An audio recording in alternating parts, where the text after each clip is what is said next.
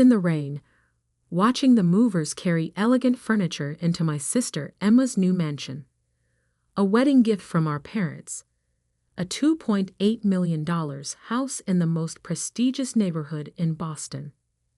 Meanwhile, I lived in a small apartment above the bookstore where I worked, barely making ends meet. Isn't it perfect for them? My mother gushed, not noticing how soaked I'd gotten standing outside. Emma and James will be so happy here. And there's plenty of room for grandchildren. I forced a smile, thinking of the congratulations card I'd scraped together money to buy.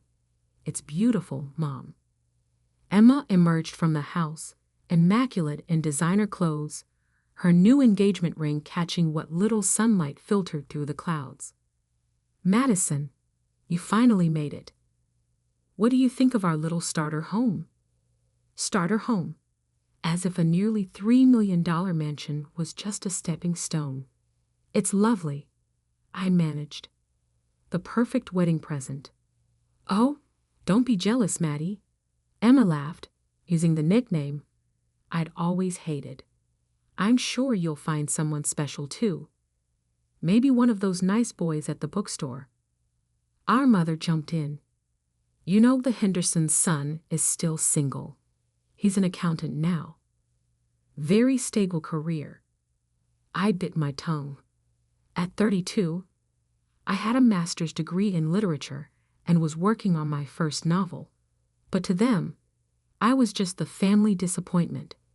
The daughter who chose books over business, dreams over security. I should go, I said quietly. My shift starts soon. On a Saturday? Mom frowned. But we're having a family dinner to celebrate Emma's house. Some of us have to work weekends, Mom. Emma rolled her eyes. Still so dramatic, Maddie. This is why you struggle, you know. Always choosing the hard way instead of accepting help. Help, like the full ride to business school I'd turned down.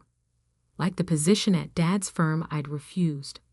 Like the arranged dates with suitable men I'd avoided. What they never understood was that their help always came with strings. Golden handcuffs designed to shape me into their version of success. The bookstore is short-staffed, I said, already turning to leave. And I need the hours. Well, Mom sighed, at least take some leftovers home. I hate thinking of you eating alone in that tiny apartment. I didn't tell her that my tiny apartment was my sanctuary, a space filled with books, art, and peace. A place where I could write without judgment, dream without limits. The next morning, I stopped at Pete's corner store for my usual coffee. Pete, a grandfather figure who'd been running the shop for 40 years, greeted me with unusual excitement. Madison, did you check your ticket? I blinked, confused. Then I remembered. The lottery ticket I'd bought 2 days ago. A silly impulse purchase with my last $5 when the jackpot had hit record numbers. Not yet. I pulled the crumpled ticket from my wallet. What were the winning numbers? Pete's eyes sparkled. Check the news, sweetheart. I pulled out my phone, finding the lottery website. The numbers appeared on screen. 7, 13, 24, 31, 42, 53. My hands started shaking. I looked at my ticket, then back at the screen. Pete, my voice was barely a whisper. I think I won. He grinned. I know you did, honey. I watched them draw your numbers live last night. All 6 matching numbers.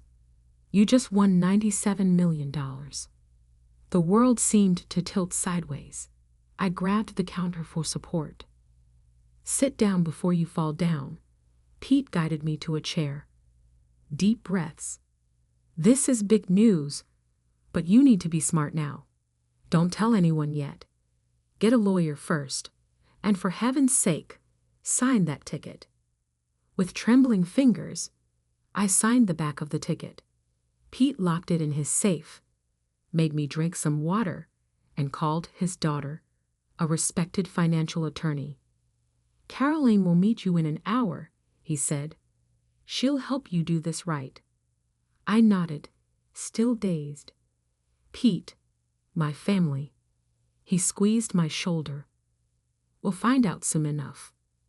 But right now, this is your moment. Don't let anyone take it from you."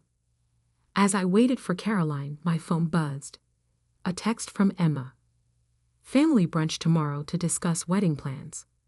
Wear something nice for once, and try not to be late like always." I stared at the message, thinking of her mansion, her perfect life, our parents' endless praise. For 20 years, I'd been the family afterthought, the daughter they'd written off as impractical, unsuccessful, lost. Now I had 97 million reasons to prove them wrong. I texted back, "Sorry, can't make it. I have something more important to do." For once, I wasn't lying. 3 weeks later, I sat in my new lawyer's office, signing the final papers to claim my winnings. Caroline, Pete's daughter, had been invaluable, helping me set up trusts, investment accounts, and ironclad privacy protections. "Remember," she said, reviewing the documents, "once we submit these, your name becomes public record. Are you ready for that?" I thought of the changes I'd already made. I'd quietly resigned from the bookstore, leaving my manager a generous check to help hire and train my replacement. I'd bought a beautiful but modest house in a quiet neighborhood, using a trust to keep my name off public records. And I'd started the groundwork for my own publishing company, determined to help other overlooked writers find their voices. "I'm ready," I said firmly. The next morning, my face was splashed across every news outlet in Boston. Local writer wins $97 million lottery jackpot. Bookstore employee becomes multimillionaire overnight. Madison Bennett claims record-breaking prize. My phone exploded with messages. Old classmates, distant relatives, forgotten acquaintances, all suddenly remembering my existence. But the messages I was waiting for came last. First, Emma. "OMG, Maddie. Why didn't you tell us? Call me immediately." Then Mom. "Madison Elizabeth Bennett. How could you keep this from your family? We're coming over right now. Where are you living?" Finally, Dad. "Your mother is hysterical. Call us this instant." I turned off my phone and poured myself a cup of tea, settling into my new home office. Through the window, I could see the garden where I planned to create a reading nook. The morning sun painted everything in soft gold, making the moment feel almost magical. My doorbell rang. Through the security camera, another of Caroline's suggestions, I saw them. My parents and Emma, standing on my porch. Emma was dressed like she was heading to a photo shoot, while my mother kept smoothing her designer dress nervously. I took a deep breath and opened the door. "Madison," my mother burst out. "We've been so worried. Why haven't you answered our calls? And how did you afford this house? The lottery money hasn't even been released yet and—" "Hello, Mother." I cut her off calmly. "Would you like to come in?"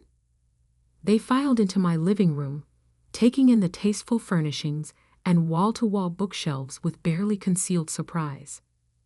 "Well," Emma said, running a finger along the shelf, "I suppose now you can finally move to a better neighborhood. Maybe near my new house. There's a lovely little colonial for sale, only $4 million. "I'm happy here," I interrupted. "But thank you for your concern." "Maddie, darling." My mother leaned forward, her voice dripping with honey. "You have to understand our shock. This is life-changing money. You'll need guidance, proper financial advice. Your father knows several excellent wealth managers. I have a team of advisors, I said. And it's Madison, not Maddie. Don't be difficult, Emma snapped. We're trying to help. God knows you've never been good with money. Like that time I loaned you $10,000 for your starter business, I asked quietly. The one you never paid back. Emma's face flushed. That was different. I needed. What you needed was to take responsibility. I stood up, my voice steady. Something none of you have ever expected from her. Now see here. My father finally spoke, his face reddening. We've always supported you both equally. I laughed, actually laughed. Equally. You bought Emma a mansion for her wedding. You paid for her business school, her first car, her perfect wedding. What did you give me for graduation? A lecture about practical career choices. Because we worried about you, my mother cried. Your choices were so impractical. We just wanted. You wanted me to be like Emma, I finished. The perfect daughter, the sensible one. Well, guess what? My impractical choices led me here. My job at the bookstore, the one you all look down on, is where I bought the winning ticket. And now you can finally have a real life, Emma said, as if she was being generous.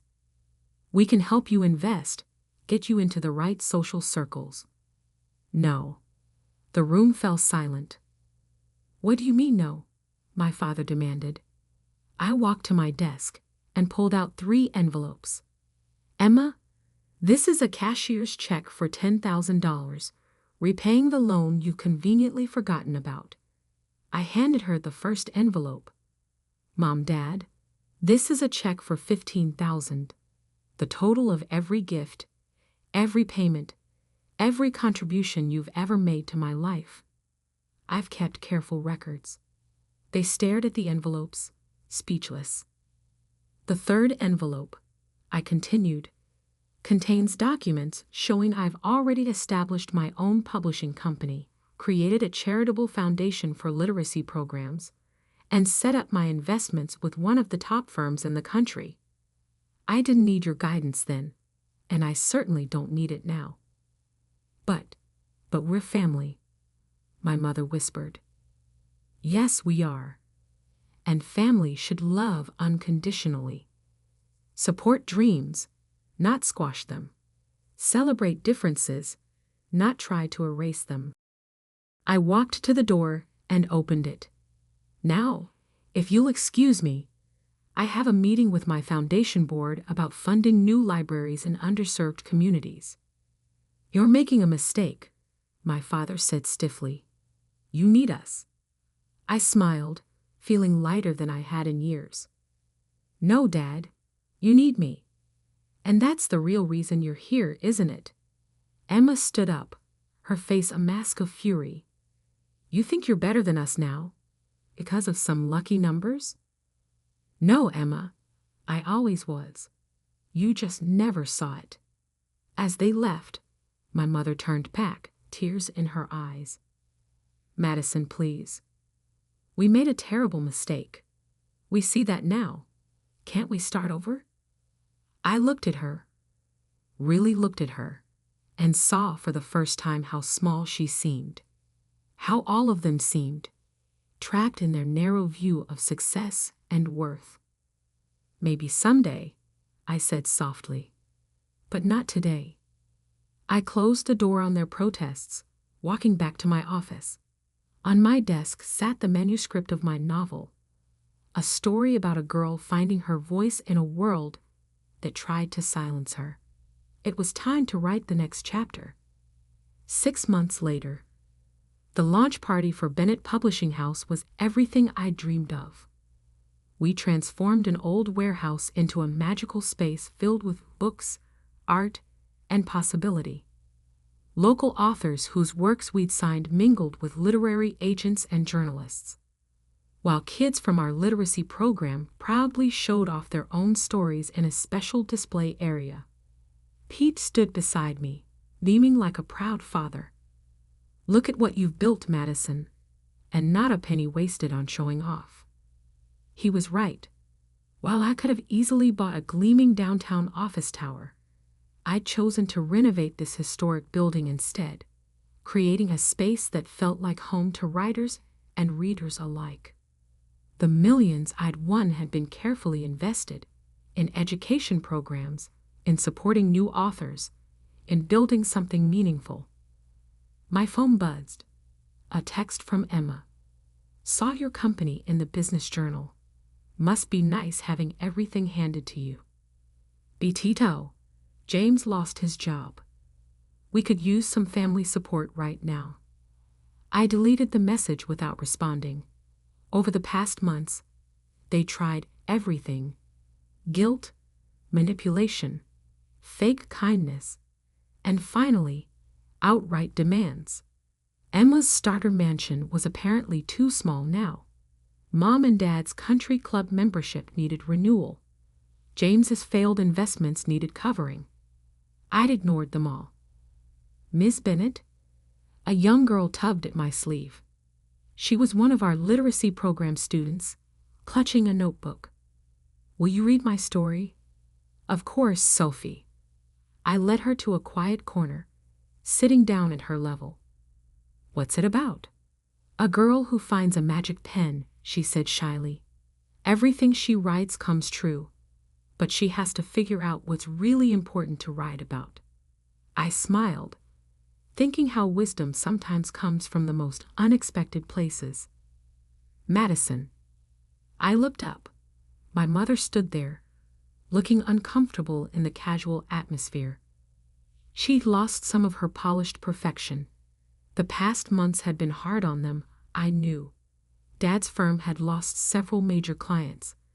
Emma's perfect marriage was showing cracks, and their social circle had begun to shrink as their resources dwindled. Mom, this is a private event. I know. I had to talk to you. She glanced at Sophie. Alone? I turned to Sophie. Why don't you show your story to Miss Sarah? She's our children's book editor. After Sophie scampered off, I faced my mother. Well, your father's company is failing, she said bluntly. Emma's house is being foreclosed. Everything's falling apart, and you're here playing with children's stories. I stood up, anger flaring. Playing? Look around, Mom. Really look. See those kids? They're learning to love reading, to believe in their own voices. See those authors? They're getting chances they never had before. I'm not playing. I'm building something real. But your family has never respected my choices. I cut in. Even now, you're not here because you care about what I've built. You're here because you need money. She flinched. We're still your family. Are you? I walked her over to our wall of success stories. Photos of children reading, authors signing their first contracts, community programs making real change. Family celebrates each other's victories. Family supports each other's dreams. When was the last time you asked about my novel? My goals? My happiness? I don't know. Exactly. I turned to face her. The lottery didn't change who I am, Mom. It just gave me the freedom to stop seeking approval I was never going to get. Tears filled her eyes. We were wrong. I see that now. But can't you forgive us? Forgiveness isn't the issue, I said gently. I forgave you months ago. That's why I'm not angry anymore. But forgiveness doesn't mean letting people keep hurting you. What do you want from us? Nothing. That's the point. I don't need anything from you anymore. And until you can want a relationship with me that isn't about money or status or your idea of success, we don't have anything to discuss. A commotion near the entrance caught my attention. Emma had arrived with Dad and James in tow. Really? I sighed. You all came to ambush me at my company's launch. We're desperate. Emma cried, mascara running down her cheeks. James lost everything in that investment scheme. The bank is taking our house, and Daddy's company is dying. Please, Maddie, you have to help us. The room had gone quiet.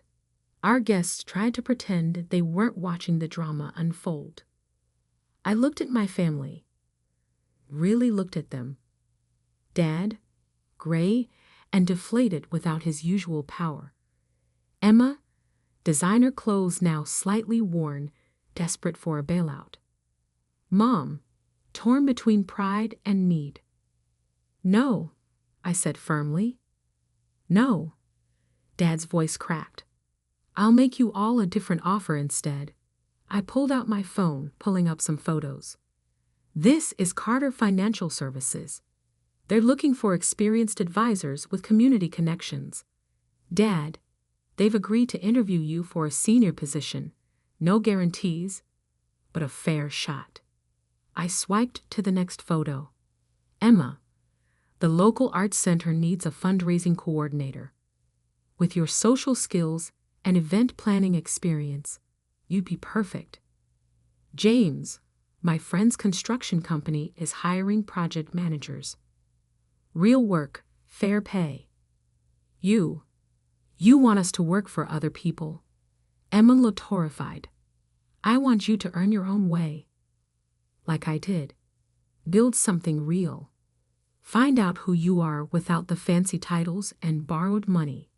And if we refuse, Dad asked stiffly, then you'll figure something else out.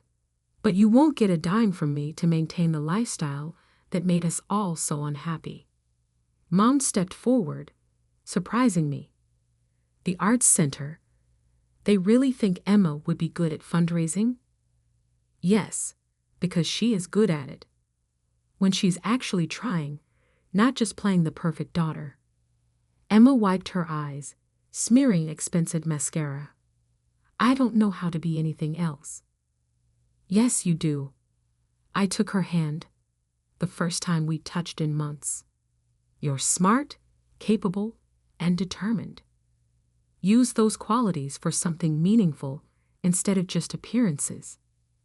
Dad cleared his throat. The position, at Carter Financial.